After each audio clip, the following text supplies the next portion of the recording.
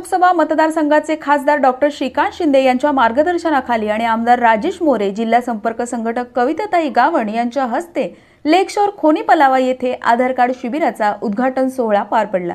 या शिबिरामधून नागरिकांना आधार कार्ड दुरुस्ती, नवीन नोंदणीसाठी मदत केली जात आहे।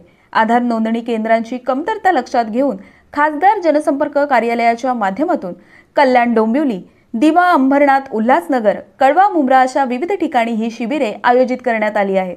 7 जुलैपासून ते 16 ऑगस्ट 2025 पर्यंत वेगवेगळ्या भागांमध्ये ही शिबिरे होतील।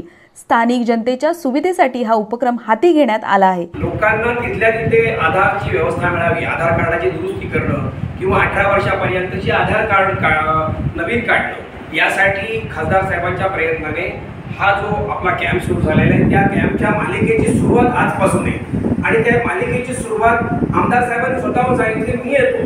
खरं तर आमदार साहेबांचं इथे मोठेपणाचं सांगण्यासारखं आहे की त्यांना अधिवेशनाला जायचं आहे, त्यांना अधिवेशनाला पोहोचणं फार महत्त्वाचं आहे। तर सुद्धा वेळात वेळ काढून आपले आमदार साहेब या ठिकाणी आजच्या कार्यक्रमाचं उद्घाटन करण्यासाठी, सुरुवात करण्यासाठी आलेले आहेत। या ठिकाणी आपल्या प्रथम नागरिक ज्यांना आपल्याला इथलं म्हणता येईल ते आपले खोनी ग्रामपंचायतीचे सन्माननीय सरपंच साहेब हनुमान ठोंबरे साहेब या ठिकाणी आलेले आहेत। त्यांचं या ठिकाणी स्वागत।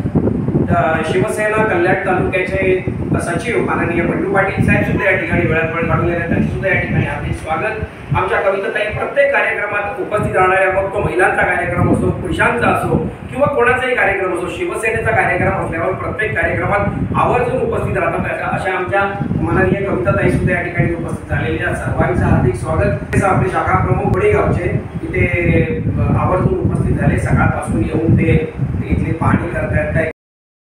अधिक माहितीसाठी जवळच्या जनसंपर्क कार्यालयात संपर्क साधावा।